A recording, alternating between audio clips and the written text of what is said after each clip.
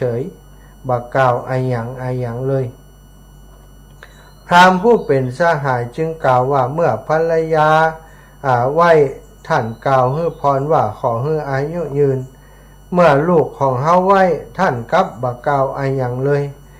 ท่านหันไอหยังก้าท่านพระคุณเจ้าจึงบ่ได้กล่าวไอหยังตอนที่ลูกของข้าพเจ้าไหว้สหายผู้เป็นบรรพ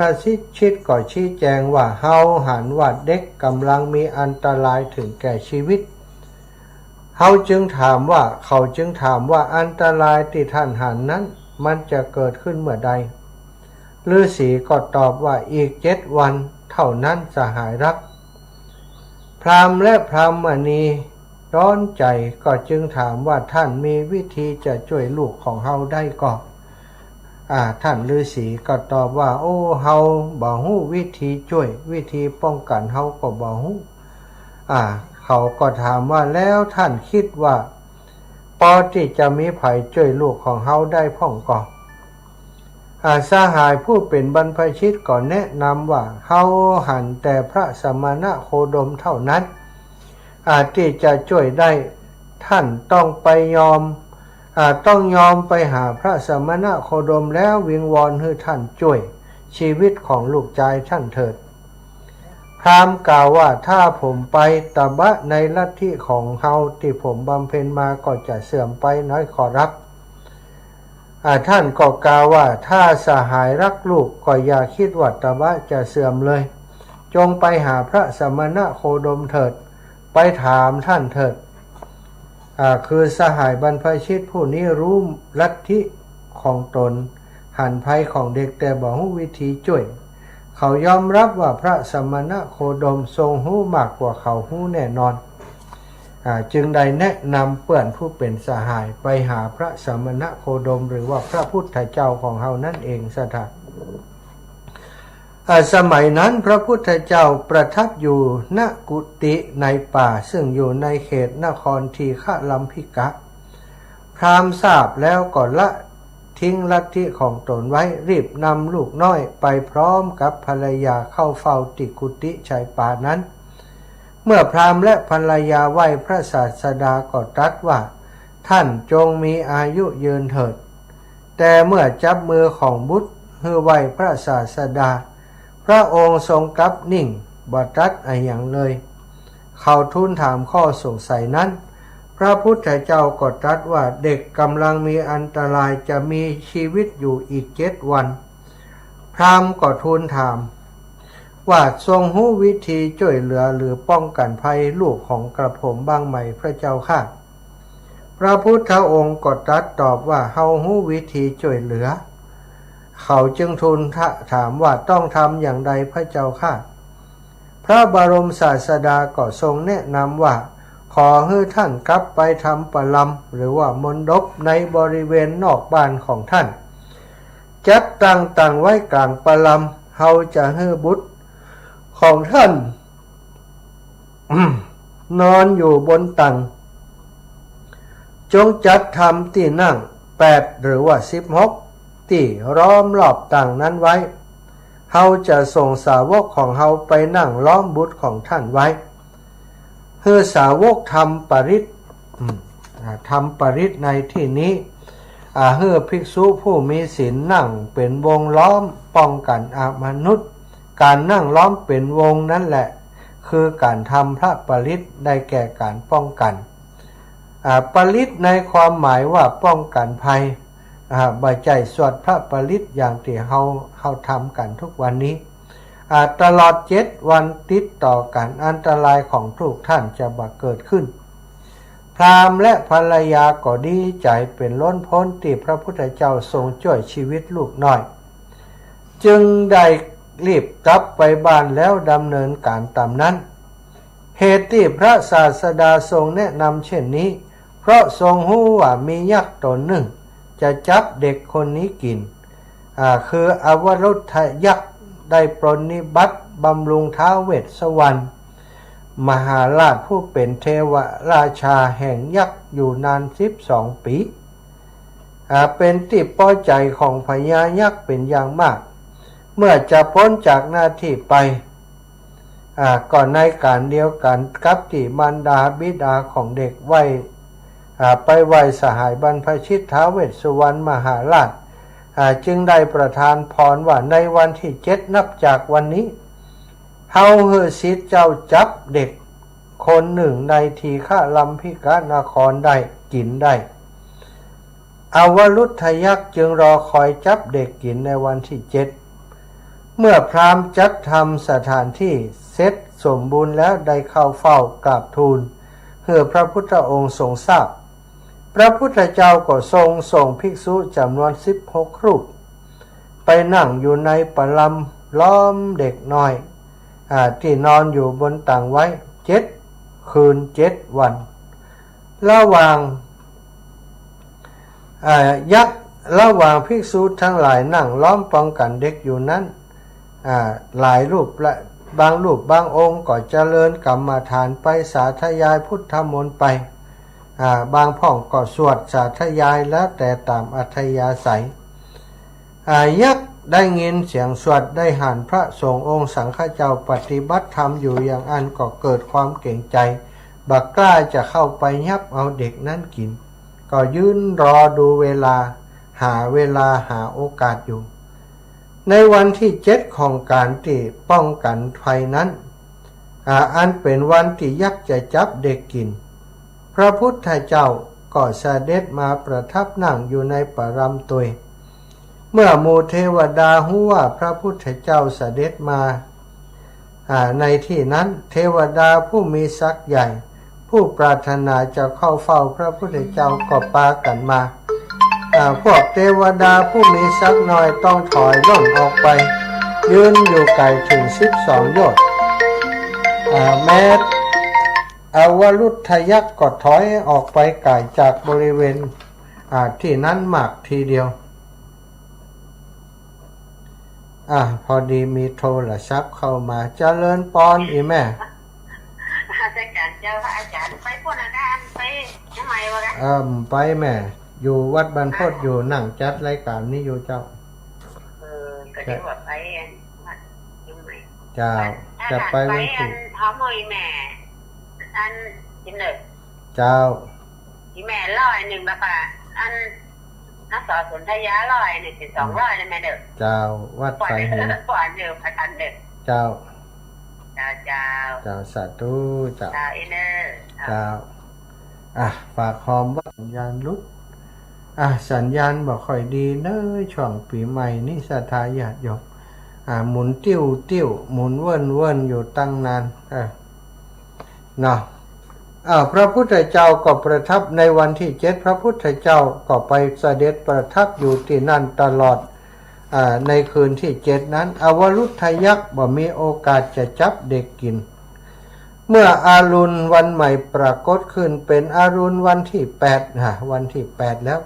ปอนที่ยักษ์ได้รับก็สิ้นสุดลงพราหมณ์และภรรยาอุ้มเด็กไปถวายบังคมพระพุทธเจ้า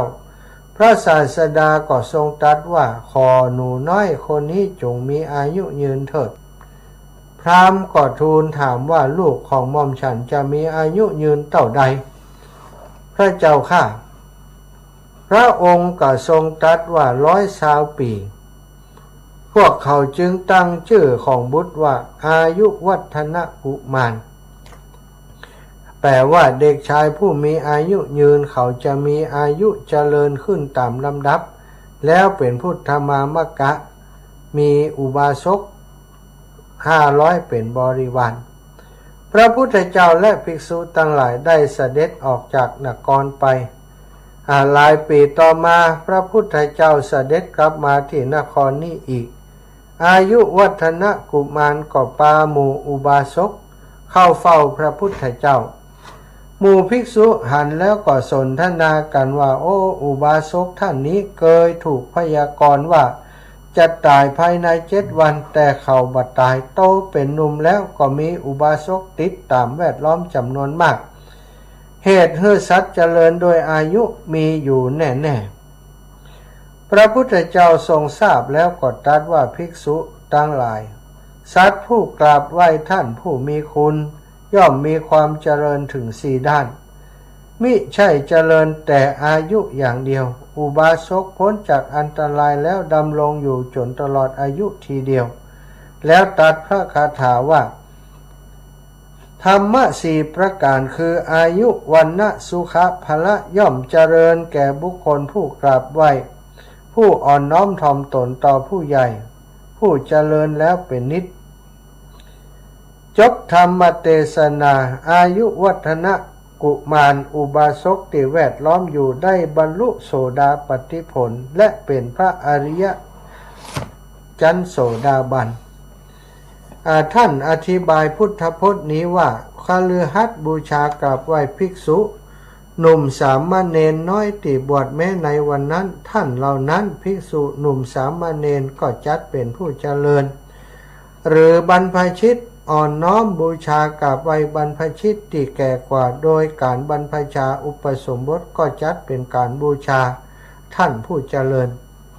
เมื่ออายุหรือว่าชีวิตดินทรีย์เกิดจากกุศลกรรมปังก่อนคือตัวอายุช่วยรักษาให้ชีวิตดำรงอยู่และดำเนินไปเมื่อกราบไหว้อ่อนน้อมต่อผู้เจริญด้วยคุณธรรมก็เป็นพลังเสริมให้ธรรมะสี่ประการเจริญแก่ผู้นั้นยังเจริญอยู่ธรรมสามคือวันนะผิวพรรณผ่องใสมีสง่าราศีมีชื่อเสียงมีคำสรรเสริญมีสุขความติดจิตใจบ่คล่องบ่คัดข้องพละคือเป็นผู้มีเรี่ยวแรงมีกำลังก็ยังชื่อว่าเจริญอยู่ผู้ใดทำกุศลที่ยังอายุ50 ปีให้เป็นไปกุศลในอดีตผลรอเลี้ยงให้มีอายุ50 ปีผู้นั้นก็จะมีอันตรายแก่ชีวิตผู้นั้นจะมีอันตรายแก่ชีวิตในวัย25 ปีแต่อันตรายนั้นสิ้นไปเพราะผู้นั้นเป็นผู้กราบไหว้เป็นปกติผู้นั้นย่อมดำรงอยู่ได้จนครบ50 ปีจะก็เป็นตัวอย่างเนาะของการที่ป้องกันชีวิตของคนที่เปิ้นว่าจัตตาขาดซะท่านอันนี้ก็จัตตาขาดเพราะว่าจะมียักษ์มากินว่ามียักษ์จะมากินเด็กน้อยคนนี้ก็เลยใช้วิธีให้พระสงฆ์ไปนั่งล้อมรอบปฏิบัติธรรมจนยักษ์นั้นบ่กล้าเข้าไปกินนะต่อมาเพิ่นก็เลยนิยมมีการเจริญสวดมนต์สวดพระปริตรเจริญพระพุทธมนต์ในพิธีกรรมพิธีการต่างๆเวลามีกิจกรรมต่างๆศรัทธาญาติโยมทั้งหลายวันนี้ก็คงจะมีหลายท่านหลายคนไปที่วัดไปที่ว่าจะไปฟังเพิ่นเจริญพระพุทธมนต์เนาะศรัทธาตอนนี้ก็ขอจะพักเบรกสักกรรมเนอะฟังเพลงขั้นรายการไปสักกรรมก่อน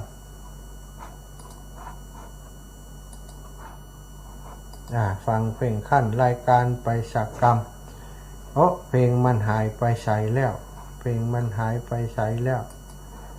มันเลอเสียแล้วศรัทธาญาติโยม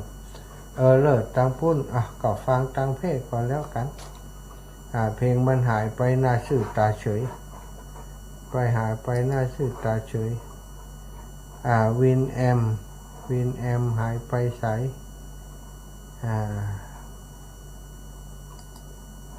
วินแอมหายไปแล้ว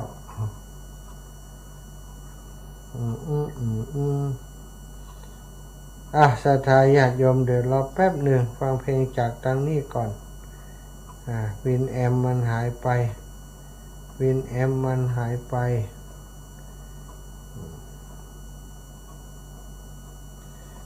ช่วงนี้มีการใช้เน็ตสูงเนาะศรัทธาทำให้ระบบอินเทอร์เน็ตอย่างใช้งานบ่ค่อยดีเท่าใดอินเทอร์เน็ตของอาตมาที่นี่ก็3 วันดี4 วันหายเหมือนกันนะเดี๋ยวก็หมุนเวินอันนี้ก็หมุนเวินอยู่มา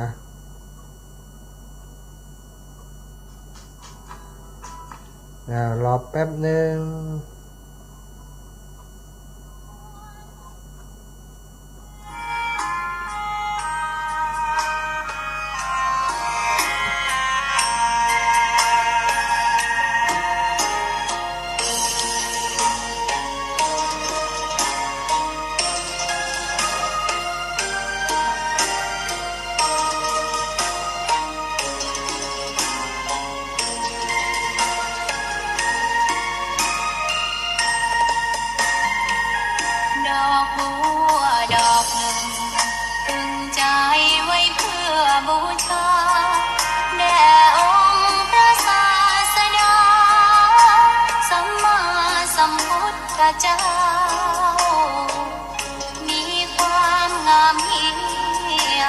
ยเปรียบเทียบเขาเทียบเราใครมองไม่งามช่างเขาแต่เจ้าก็คือดอกบัวด้วยความสัตย์ซื่อยึดถือความดีเป็นหลักใครรักไม่รักก็ไม่จมปลักมองมัวเมื่อโผล่พ้นน้ำก็เห็นความงามในตัวไม่ยึดติดในตมชั่วขอเป็นดอกบัวดอกดีใคร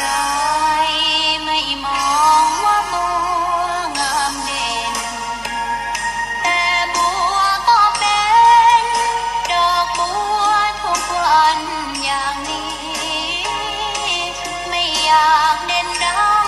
แต่มุ่งหวังในทางเด่นดีเกิดมาเพื่อสร้างบารมีถวายชีพนี้บูชาดอกบัวดอกน้อยเฝ้าคอยคนที่ใจบุญมาโอบเอื้อเกื้อกูลรู้ค่าของบุญเก็บบัวขึ้นมาเพื่อสร้างความดี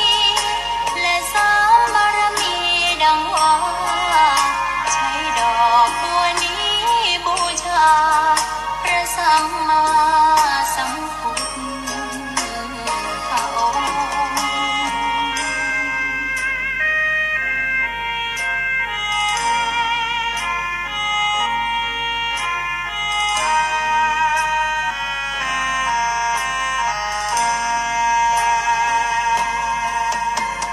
ใคร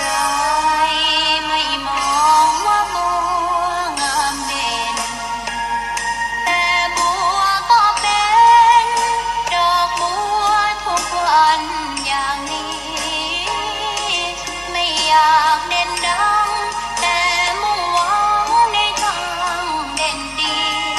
เกิดมาเพื่อสร้างบารมีถวายชีพนี้บูชาดอกบัวดอกน้อยเฝ้าคอยคนที่ใจบุญมาโอบเอื้อเกื้อกูลรู้ค่าของบุญเก็บบัวขึ้นมาเพื่อสร้างความดีและเสริมบารมีดังว่าใช้ดอกบัวนี้บูชาพระสัมมาสัมพุทธอ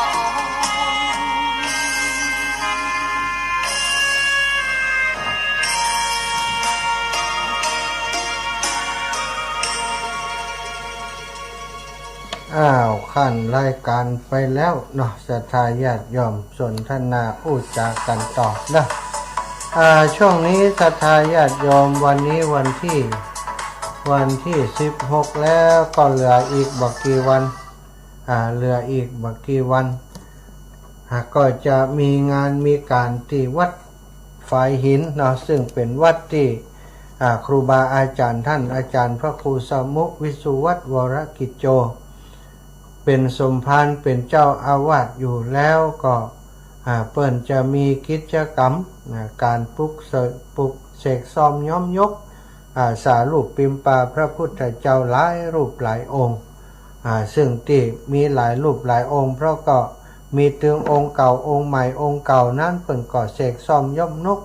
บูรณะปฏิสังขรณ์ทำสีใหม่พระเนตรที่บางรูปบางองค์ลุดไปสถาก็ต้องใส่พระเนตรใหม่ทำสีอย่างใหม่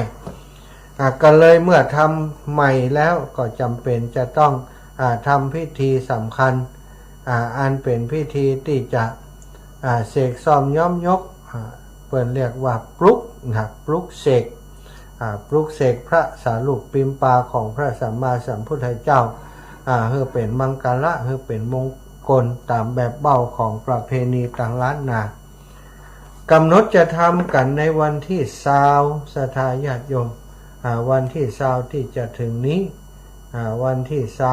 20เวลาตั้งแต่19 นาฬิกาเป็นต้นไปจะมีพิธีทางศาสนาแต่ว่า18 นาฬิกานี้คณะศรัทธาสาธุชนญาติโยมที่เพิ่นมาเป็นเจ้าภาพนะได้เดินทางมาจากตั้งกรุงเทพกรุงไทยมาจากหลายที่หลายสายเพิ่นก็จะมารับประทานอาหารมากินข้าวกินปลาที่วัดไฟหินแล้วจากนั้นก็จะเริ่มประกอบพิธีทางศาสนาเป็นลำดับไปพิธีทางศาสนาก็จะมีการสวดมนต์ตันมีการแสดงพระธรรมเทศนาปฐมสมโภชพุทธาภิเษกธรรมจักรกับปวัตตนสูตรแล้วก็สวดเบิกอีป่อยอีแม่ทั้งหลายที่จะไปร่วมบุญร่วมกุศลด้วยกันก็เตรียมตัวไว้ใครที่สามารถไปนอนด้วยกันได้เขาก็ไปตั้งแต่วันที่20เนาะส่วนที่ว่าโอ้อีแม่จะเหมารถไปถ้าเหมาพระไปวันที่20เขาจะเอาเป็น2 วันอีแม่คงไปบ่ได้วันที่20ก็เป็นหยังเนาะ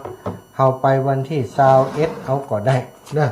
วันที่21ก็ตันอยู่วันที่21ก็จะมีกิจกรรมสำคัญอยู่เหมือนกัน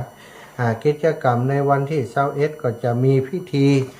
เจริญพระพุทธมนต์อย่างต่างๆเนาะก็จะเอาพิธีมาบอกศรัทธาก่อนกันและกันพิธีที่จะมีในวันที่20แล้วก็21เนาะมีพิธีอย่างพ่องวันที่21วันที่21นะเริ่มวันที่20ก่อนในวันที่20 เมษายนนั้นจะนิมนต์ครูบาอาจารย์ส่วนใหญ่เป็นครูบาอาจารย์พระนักจัดรายการในคลื่นสีขาวของเขาเกือบจะทุกรูปแล้วก็จะมีครูบาอาจารย์พระมหาเถระที่ท่านอาจารย์พระครูอภิวัตรพระครูสมุวิสุวัตรวรกิจโจท่านเคารพนับถือมาร่วมในพิธีตัววันที่22วันที่21วันที่20นั้นนิมนต์พระสงฆ์นิมนต์สงฆ์จำนวน31รูปที่เจริญพระพุทธมนต์สวดมนต์ตันแล้วก่อนนิมนต์นั่งปลกหรือว่าปลุกเสกนั้น11รูปนะแสดงพระธรรมเทศนาแห่ง4รูปซึ่งพระในวันพิธีในวันที่20พิธีในวันที่20เนาะพิธีจะเริ่มตั้งแต่เวลา18 นาฬิกา18 นาฬิกาคณะศรัทธาญาติธรรมร่วมกันรับประทานอาหารณบริเวณพิธีเตรียมต้อนรับคณะญาติโยมที่มาจากกรุงเทพและสาธุชนทั่วไป18 นาฬิกาวันที่19 นาฬิกาพิธีจุดเทียนชัย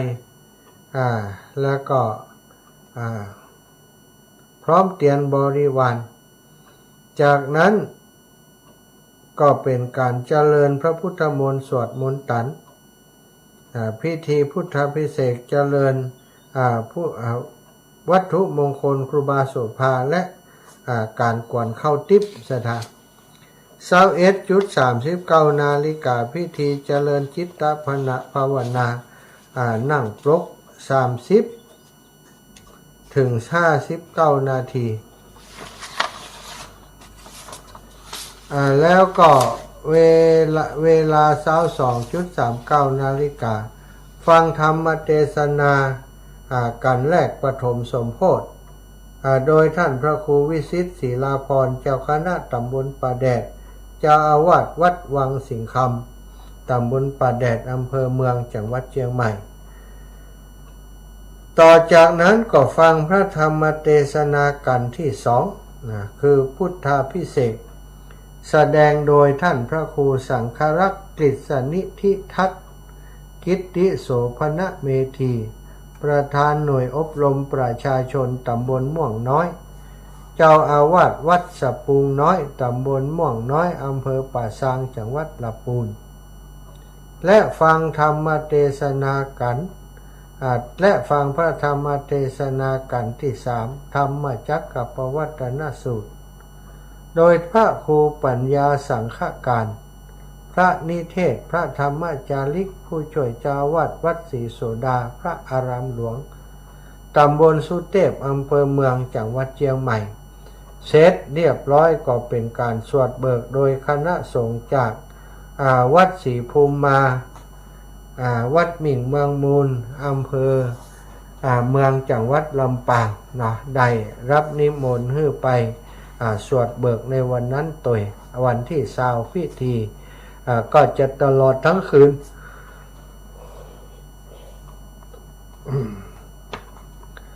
มีการกวนเข้าทิพย์โดยศรัทธากวนเข้าทิพย์พุทธาภิเษกนี่เปิ่นมีกวนเข้าทิพย์โดยเตศพุทธาภิเษกแล้วก็มีการกวนเข้าทิพย์แล้ววันที่21เนาะก็จะเริ่มต้นเวลาวันที่21เริ่มต้นเวลา 4:39 นาฬิกา39 นาทีพิธีเจริญพระพุทธมนต์เบิกเนตรพระประธานในอุโบสถไข่ตาพระเจ้าเริ่มตั้งแต่ 4:39 นาทีเป็นต้นไปมีการถวายข้าวทิพย์ที่ได้กวนเมื่อตอนพุทธาภิเษกกลางคืนนั้นนะถวายข้าวทิพย์ไทยธรรมแด่พระสงฆ์เวลา7 นาฬิกาถวายจังหันภัตตาหารเช้าแต่พระภิกษุสามเณรญาติธรรมร่วมรับประทานอาหารกันเวลา8 นาฬิกา 49 นาทีอัญเชิญพระบรมสารีริกธาตุลุ่มปั้นครูบาโสภามาไว้ที่ลานหินหน้ารถหน้าตรงลานที่จัดกิจกรรมนั้นเวลา 9 นาฬิกา 39 นาทีประธานในพิธีจะจุดธูปเทียนบูชาพระรัตนตรัยกล่าวคำปูชาพระรัตนตรัยพิธีอ่านตาตั้งฐานานุกรมที่พระครูสมุธีระเชษฐ์ชยนันโทและพระครูใบดิกาสมัครยานะสีโลนะธีระเชษฐ์ชยนันโทและมอบตาตั้งฐานานุกรมจากประธานสงฆ์พระสงฆ์ทั้งนั้นเจริญชัยมงคลคาถาแล้วก็พระสงฆ์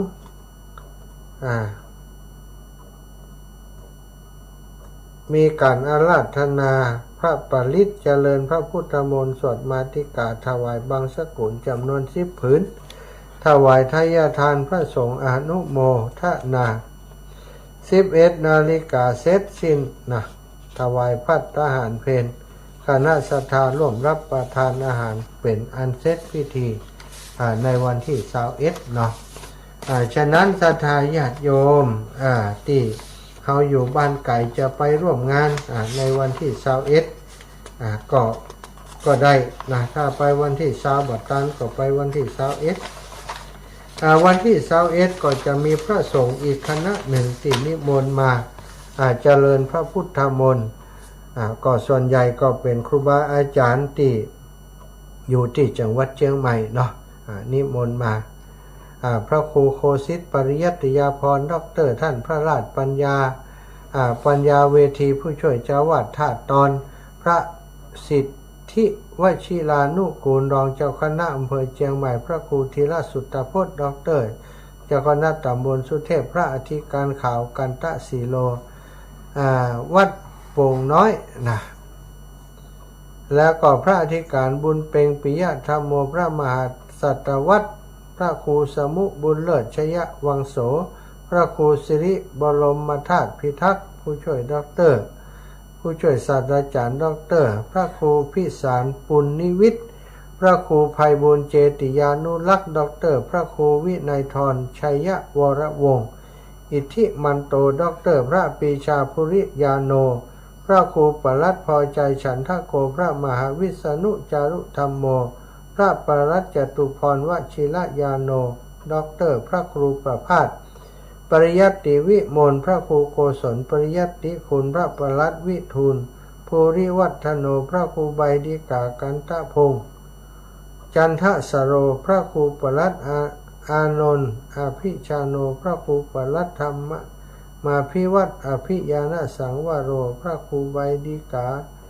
วีระสิริวัฒโกพระอาทิตย์อัคควังโสนะ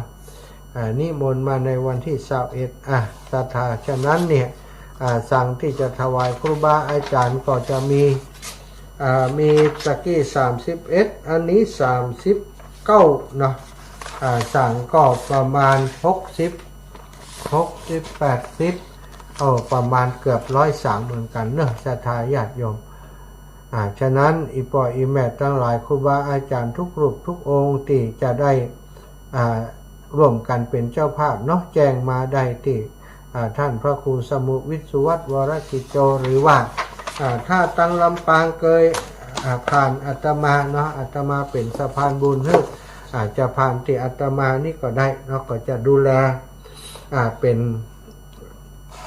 สะพานบุญให้กับศรัทธาญาติโยมซึ่งตอนนี้ที่ผ่านตั้งสายงานที่ผ่านอาตมาภาพก็มี10 กว่าสั่งแล้วเนาะโยมน้องพันนิตาพรหมมินทร์แล้วก็พระทวีศักดิ์โรโคพระจำเริญพระธนัชชาพระประพันธ์พระตะวันพระครูไบดิกาประเสริฐประสันโนพระอาจารย์อภิญญาอภิปัสสโนพระอาจารย์ประพันธ์ประพัสสโลแล้วก็มีญาติโยมต่างจังหวัดลำปางเนาะก็ได้ร่วมเป็นเจ้าภาพโดยอาตมาภาพแห่มคณะหนึ่งเดี๋ยวขอดูก่อนแต่เจ้าอ่านชื่อเพิ่นผิดมีญาติโยมที่ร่วมเป็นเจ้าภาพโดยเนาะจากลำปาง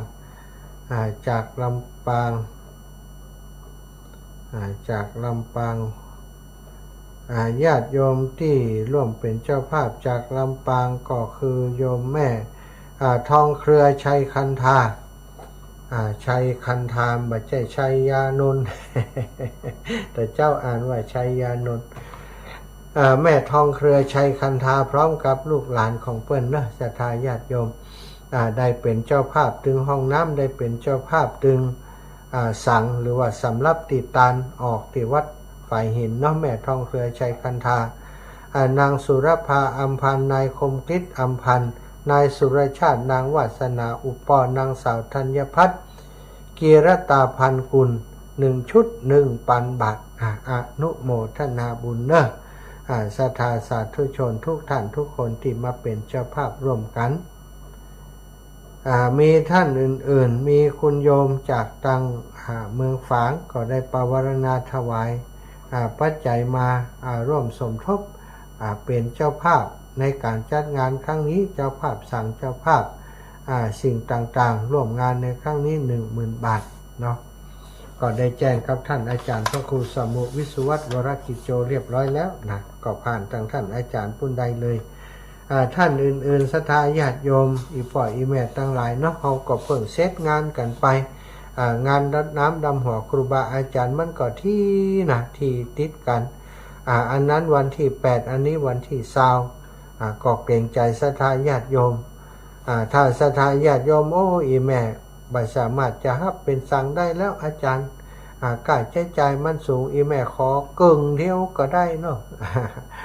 รับผิดชอบเป็นกึ่งก็ได้ศรัทธารับผิดชอบประมาณสัก100-200นี่ก็มีปัญหาอย่างเนาะสมทบร่วมบุญกันไปก็ฝากประชาสัมพันธ์ครับพี่น้องตังเชียงใหม่ที่เฮาได้ใจบริการได้ฟังรายการธรรมะจากคลื่นของวัดไฟหินไปแอวเพื่อกำลังใจครูบาอาจารย์กันนักหลายๆเพื่อจะได้ให้เพื่อนมีกำลังในการทำงานเพื่อศาสนาในการจัดรายการตั้งสถานีวิทยุท่านพระครูสมุวิสุวัตวรกิจโจเปิ้นบ่ได้จัดรายการแต่ก็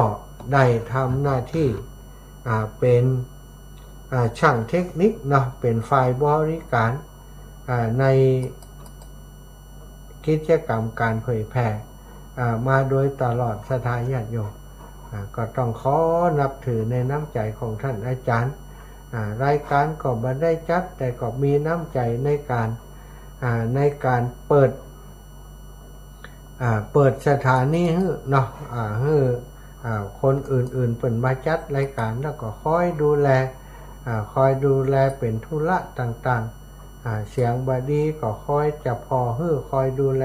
มาโดยตลอดอันนี้คือท่านอาจารย์ใหญ่ท่านพระครูสมุวิทย์สุวัฒน์วรกิจโจซึ่งเป็นผู้ที่น่าเคารพนับถือในน้ำใจความเสียสละของท่านเป็นอย่างสูง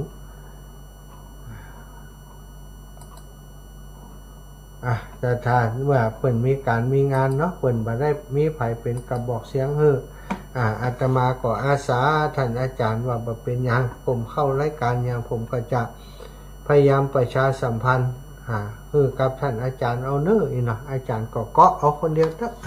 เอาไปออกอากาศเอาคนเดียวอาตมาจัดรายการที่ลำปางก็พยายามประชาสัมพันธ์ให้เจ้าลำปางเปิ่นได้รับรู้ข่าวสารงานบุญในครั้งนี้เพื่อจะให้เป็นประโยชน์แก่การช่วยเหลือกันเนาะวัดไฟหินก็ถือว่าเป็นวัดใหญ่สถานเป็นเครือข่ายของคลื่นสีขาวของเฮาที่เป็นสถานีหลักของคลื่นสีขาวของเฮาก็ว่าได้ออกอากาศให้คลื่นสีขาวนี่รู้สึกว่าจะนักที่สุดในบรรดาเครือข่ายที่เปิ่นไปออกรายการที่วัดไฟหินคลื่นสีขาวของเฮาก็สลับซับเปลี่ยนไปออกอากาศที่วัดไฟหินในหลายช่วงในหลายเวลาเนาะก็ถือว่าเป็นเครือข่ายสายบุญที่ดูแลซึ่งกันและกันตลอดมา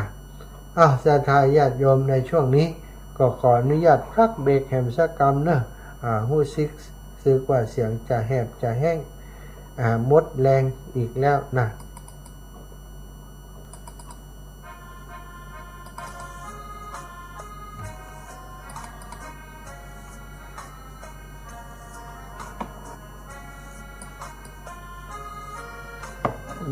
ศรัทธาญาติโยมท่านสาธุชนคนดีตั้งหลายพบปะกันในชั่วโมงที่2นะแต่ชั่วโมงที่2วันนี้ก็คลุกคลักนิดหน่อยเน้อ หล่นเข้าหล่นออกมีศรัทธาญาติโยมมาคารวะดำหัวเนาะบันทึกเสียงอยู่นี่จัดรายการอยู่นี่ก็มีศรัทธาญาติโยมมาหาอยู่ตลอดก็เลยจำเป็นต้องมีเพลงขั้นรายการถ้าบ่ขั้นรายการก็รายการก็จะเงียบจะยุดไปเนาะศรัทธาญาติโยมก็ขอบคุณกับศรัทธาญาติโยมติดตาม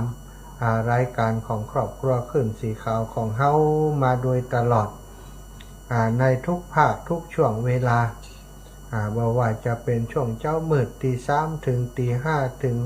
6-7 นาฬิกาเนาะก็ติดตามกันอยู่ตลอดเจ้าวันนี้ก็ได้ติดตามรับฟังท่านอาจารย์พระสาธิตธีระปัญโยสถาบันธรรมาภิวัตรได้เข้ารายการได้จาเรื่องบริบทต่างๆของสังคมปีใหม่สงกรานต์มีเรื่องราวต่างๆมากมายเกิดขึ้นก็มีเรื่องตึงเรื่องดีและเรื่องตีมันบาดีคนที่ทำบาดีคนที่แหกข้อแหกกฎระเบียบเนาะแต่งตัวบ่เหมาะสมก็ดีทำกิจกรรมลวนลามกันอย่างกันนี่ก็เป็นเหตุการณ์ที่มีการนำมาลงสื่อโซเชียลต่างๆฮือได้ฮู้ฮือได้หันฮือได้รับทราบนะเมื่อฮู้แล้วบางทีเขาก็บัดน่าจะเกิดเหตุการณ์อย่างอีกทำไมยุคนี้สมัยนี้ถึงเกิดเหตุการณ์อย่างอีกมันก็มีหลายปัจจัยศรัทธาญาติโยมที่สำคัญก็คือเหล้ายาเหล้าทำให้เกิดคนเนี่ยผู้หญิงก็ใจผู้หญิงก็ดีผู้ใจก็ดีเนี่ยบ่มีความละอายกันซะท่าไม่ยิงบางคนแต่งตัวเนาะก็อย่างตีอีปออีแปะได้หันขนาดไม่ยิงเอายังมือตึดตาพอนะผู้ใจก็ซ้ำให้กันนะมันเป็นภาพที่บางครั้งนี่แต่งตัวก็ยั่วยวนโป้เปยเกินไปผู้ใจที่หันมันก็อดมาได้มันก็คึกขนองเนาะไปยุบไปจับไปลูกไปคำเปิ่นก็กลายเป็นประเด็นชกต่อยตีลันฟันแทงกันขึ้นมาอันนี้ก็มีข่าวเกือบจะทุกพื้นที่เนอะสถาน ในช่วงนี้ฮดน้ำปะแปงปะแปงคนบางคนถือวิสาสะเนาะไปปะแปงแฟนของหนุ่มคนที่เปิ่นมาตัวก่ำปล่อยใจมายุบแก้มแฟนเฮาบางคนมันบ่ไข่ยุบแก้มสถาไปลวนลามไปยุบในติสำคัญของเปิ่นกาอย่างเปิ่นกานี่จากการคึกขนองทำให้เกิดปัญหาทำให้เกิดเรื่องบริบทเหล่านี้ก็เป็นประเด็นที่ควรจะศึกษาควรจะเรียนรู้ควรจะได้อูจาถึงเนาะคนที่เป็นพ่อเป็นแม่เป็นผู้ตานะลุงกับถ้ามีโอกาสได้บอกลูกบอกหลานว่าประเพณีอันดีงามจะไปทำให้มันเสื่อมเสียเนอะทำอย่างก็จะไปแหกกฎแหกระเบียบเปิ่นเกินไปอย่าไปล่วงเกินเขาเอาให้มันประเพณีก็อยู่หม่อนนั้นในพื้นที่ที่เป็นเพื่อนเขาว่าในพื้นที่ที่ปลอดภัยของใครของมันคนอื่นก็ต้องการความปลอดภัยในการเล่นในของประเพณีกิจกรรมนี้ตัวเขาเองก็บ่ต้องการให้ใครมารบกวนในพื้นที่อันเป็นส่วนตัวของเขาเอาไปเล่นกับเปิ่นนี้มันก็ต้องดูเนาะสิทธิเสรีภาพส่วนบุคคลเปิ่นก็ห่วงเนื้อห่วงตัวเขาจะไปยุบลูกไปค้ำเปิ่นมันก็เป็นสิ่งที่บ่ถูกต้องบางคนเปิ่นก็ถือเนื้อถือตัวถึงเปิ่นจะแต่งตัวยังอันเปิ่นก็บ่ได้แต่งให้เฮามายุบมากำบางคนมาคิดเลยเถิดไปนะมันคงจะหมายใจเฮาค่านี่มันคงจะบ่ขางค่านี่เอาไปเอามาเปิ่นขางก็เกิดปัญหาขึ้นมาเลยศรัทธาญาติโยมได้ข่าวแล้วก็สบายใจเนาะได้ยินข่าวได้หันข่าวแล้วก็สะเทือนใจเหมือนกันบางครั้งบางทีเนี่ยเสียใจโดนสังคมตาหน้าไปทำอย่างบดีบ่ให้ครับตัวเก่าบางคนไปถึงขนาดนั้นก็มีอันเนี้ยจากการตีเล่นปีใหม่เล่นสงกรานต์โดยตีมีสุรายาเมาเป็นเครื่องรอเลี้ยงซะท่าถ้ากินเหล้าก็ม่วนบ่ได้ให้มากกินเหล้าแล้วก็ม่วนเกินขนาดเนาะม่วนเกินขนาดเล่นกันเกินขนาดเล่นกันเกินอัตราที่ควรจะเล่นก็เลยเกิดปัญหาเกิดเรื่องเกิดราวเลยความสนุกก็คือมันกลายเป็นเรื่องวิวาทบาดหมางไปมันเกินความสนุกสนานไปสนุกสนานม่วนนั้นย่ำเสตีนกัน บ่ฮืออภัยกันคิงแน่ก็บะจดกันเนาะเหล้ายามันทำให้คนสวกลูกทำคนบ่ละอายทำให้คนสวกทำให้คนสวกทำให้คนบ่กลัวภัยคิงแน่ก็บะอีก ตอนมากินเหล้ามากินยาก่อมพอดุพอสวกชะตา วันนี้ทำกิจกรรมกลางแจ้งตายละมันขลึขละแล้วนะเชื่อมนะเชื่อมเล็กบนกลางแดด มากำลังมาหันเนี่ยหน้าแดงปะลึง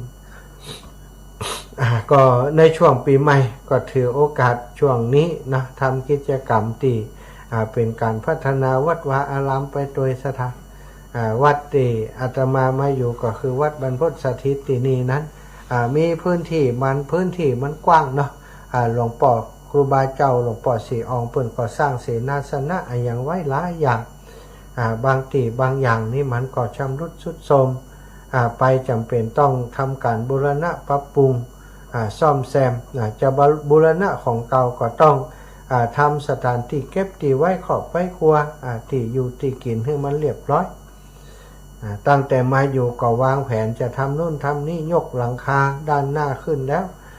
ล้วก็ด้านข้างว่าจะเป็นห้องครัวเป็นที่ทำกับข้าวกับปลาทำอาหารสำหรับเวลาศรัทธาญาติโยมเปิ้นมาประกอบอาหารมาทำกิจกรรมที่นี่ก็ทำมาแล้วสักเดือนศรัทธาตั้งเสาไว้พอข้ามภาษามา เป็นบ่ฮู้คิด แต่ว่าวันซืนกันเลยว่าช่วงนี้พอจะมีเวลาหน่อยมีอุปกรณ์มีเครื่องมือก็ปาตัวเก่าขึ้นบนหลังคามีคือเขามาจ่วยอันยกหนังล้านไปหันไปนี่ตัวเก่าก็ขึ้นเนี่ยการคนเดียวเนาะวันนี้ก็เชื่อมบึดให้จะให้ละศรัทธาบเดียวสีจะคันตาละเนาะ บ่ได้ทำงานเชื่อมเมินเวลาเขาเชื่อมมันก็จะเป็นอาการแบบนี้ตอนนี้แดงหมดละนะคอนี่แดงปะลึ่งเนี่ยแดงเป็นเลือด แดงเป็นพื้นเลยคอแดงหน้าแดงเวลาทำงานก็ธรรมดาทำงานเป็นเรื่องธรรมดาหน้าแดงหน้าดำกรรมกรนะกรรมกรทำงานก่อสร้างวันนี้นะเดียวก็จะไปกาลวะดำหัวครูบาอาจารย์หลวงพ่อเจ้าคณะอำเภอเมืองลำปางรองเจ้าคณะอำเภอเมืองลำปางส่วนต่างพระมหาเถระต่างๆนั้นก็คงจะพุ่นหลังจากอันคนเปิ่นค่อยๆไปพุ่นก่อยไป หลวงพ่อจังหวัดเนาะหลวงพ่อจังหวัดนี่ท่านอาจารย์พระมหานพดลว่าจะไปพร้อมกับเจ้าคณะสงฆ์อำเภอวังเหนือนัดหมายกันวันที่19อีกนะก็คงตอนนั้นวันที่19นี้อาตมาน่าจะอยู่ที่วัดไฟหินอยู่แต่อาจจะไปมาๆเนาะวัดไฟหินก็อาจจะกลับมา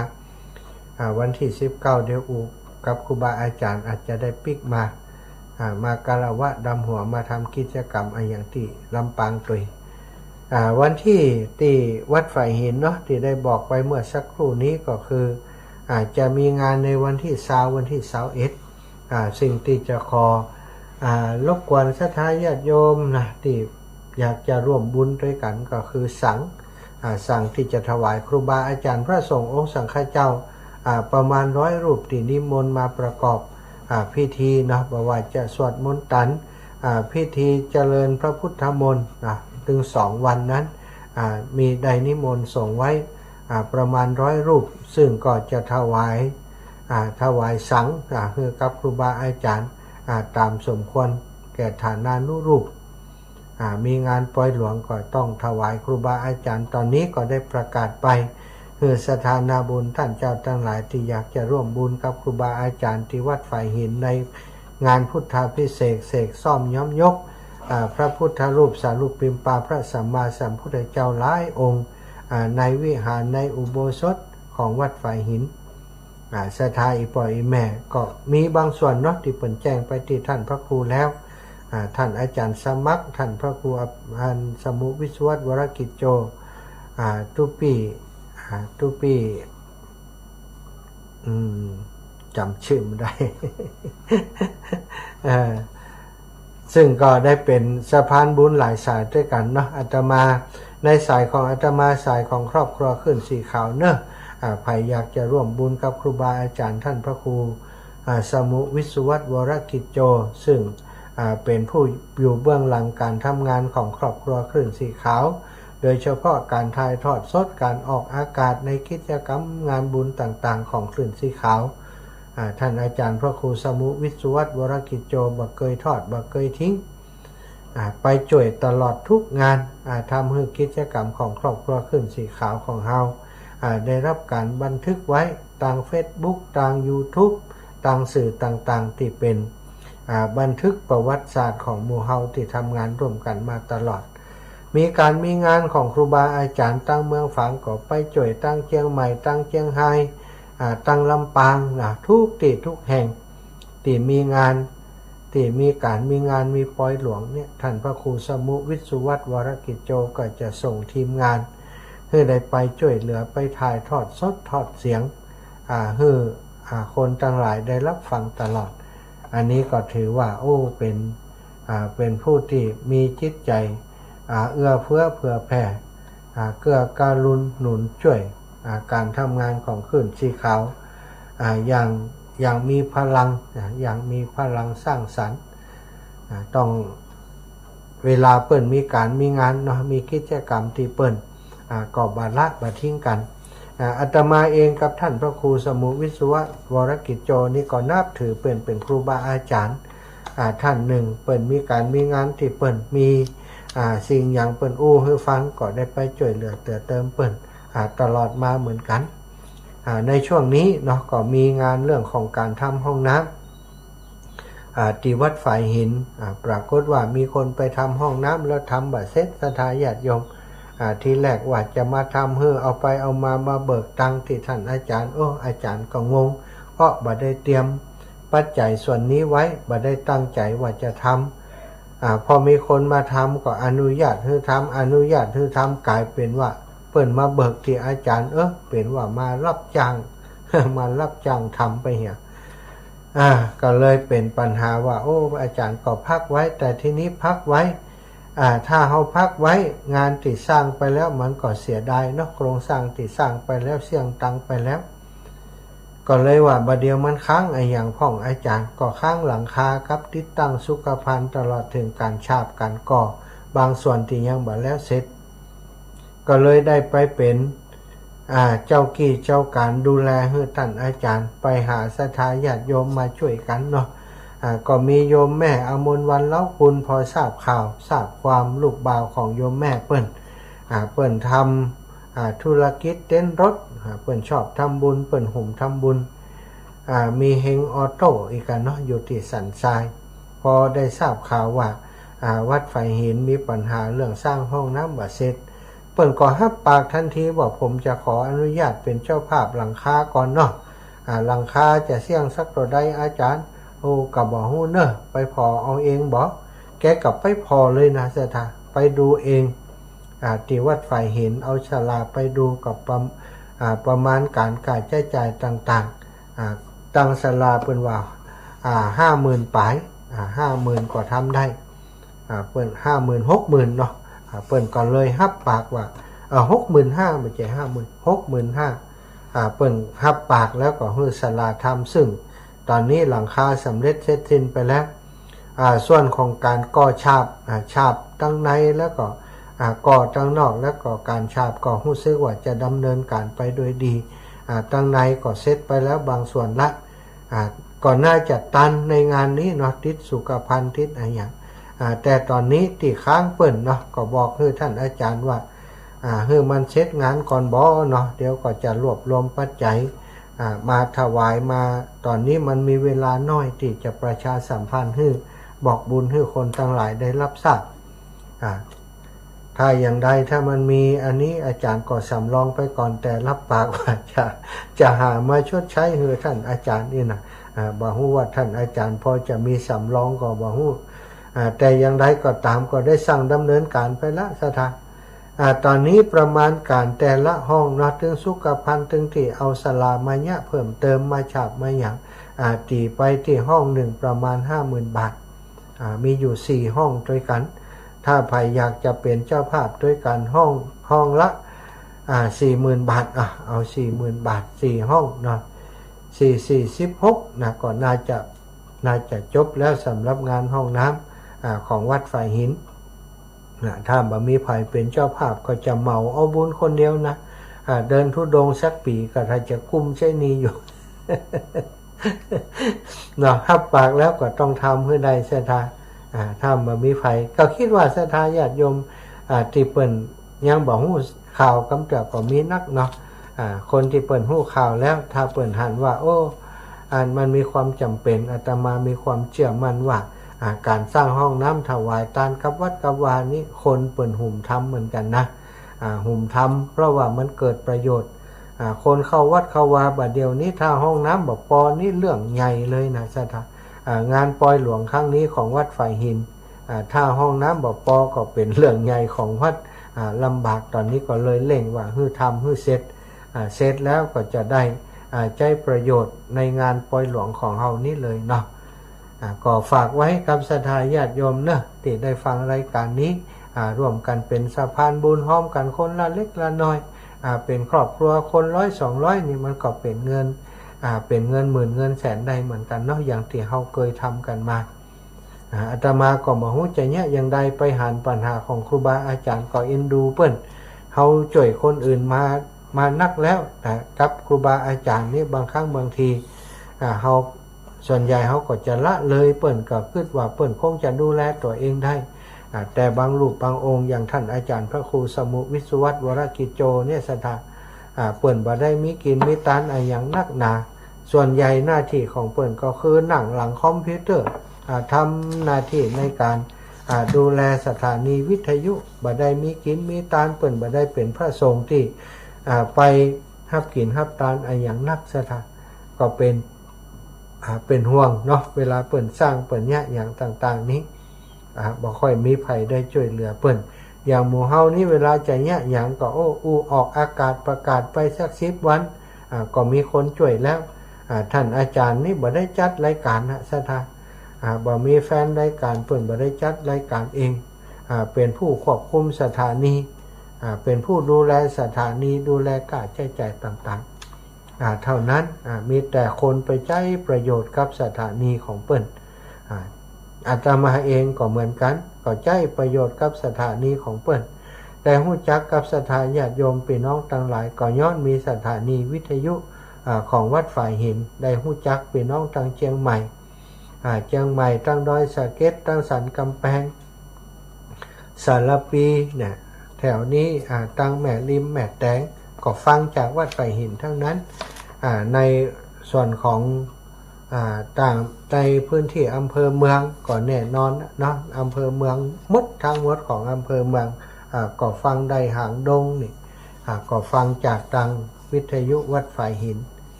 ศรัทธาญาติโยมเมื่อมีกิจกรรมมีการมีงานของวัดฝ่ายหินเฮาก็จำเป็นจะต้อง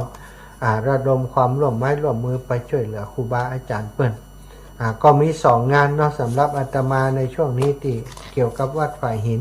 1เรื่องของห้องน้ำ2เรื่องของการดูแลช่วยกับอาจารย์ในการจัดงานครั้งนี้ได้เป็นเจ้าภาพเครื่องเสียงให้เปิ้นได้เป็นเจ้าภาพช่วยดูแลเรื่องเครื่องเสียงแล้วก็เรื่องของการจัดดอกจัดดวงกับโยมน้องพนิตาพรหมินทร์จะให้ไปจัดดอกไปดูแลเรื่องไม้ดอกไม้ประดับแล้วก็มีดนตรีแห่ดนตรีบรรเลงก็คงจะเป็นสตังค์อยู่หลายบาทเหมือนกันแต่ตั้งใจว่าจะช่วยงานครูบาอาจารย์ไปถ้าศรัทธาทั้งหลายช่วยซัพพอร์ตช่วยดูแลบางส่วนเนาะก็คงจะผ่อนปลนภาระธุระตรงนี้ไปแต่อย่างใดก็ตามศรัทธาอีพ่ออีแม่ทั้งหลายอย่างในช่วงนี้มันงานนักนะก็รู้สึกเกรงใจอย่างใดก็ต้องบอกถ้าบ่บอกก็เอาใจเนี้ยอย่างใดในเมื่องานมันก็ตึงมี ถ้าบอกตอนนี้ศรัทธาญาติโยมมีงานวัดฝ่ายหินกำบอกลูกอีแม่บ่ได้หอมชักกำเนี่ยบอกไปจะได้นักได้น้อยก็เป็นหยังเนาะ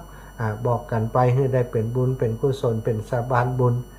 ช่วยเหลือเติมซึ่งกันและกันไปขอบคุณครูบาอาจารย์ถวายความเคารพท่านอาจารย์วรรณชัยชยานันโทพุทธศรีคีรีเข้ามารับชมแม่บัวพี่ท่าโปสุทธิดากัลยาเนาะอีลาก็เข้ามาดูเป็นบุญเรืองชัยเงินกาบสีขันแก้วแม่ปาวลีอินสุวรรณแม่บัวรวยมะนาวหวานคุณโยมสุเกียรติติดรักนะสายน้ำบนดอยท่านอาจารย์ใหญ่พระครูชลทานพิทักษ์ขอบคุณทุกท่านทุกคนนะวันนี้คงบ่ได้เปิดโอกาสให้โทรมาเนาะโยมน้องอรพินรามบุตรชิดชบามะนาวหวานทีละนาต้อนรับก็ได้เข้ามาชมขอบคุณเด้อที่ทุกท่านทุกคนนะหลายท่านหลายคนด้วยกัน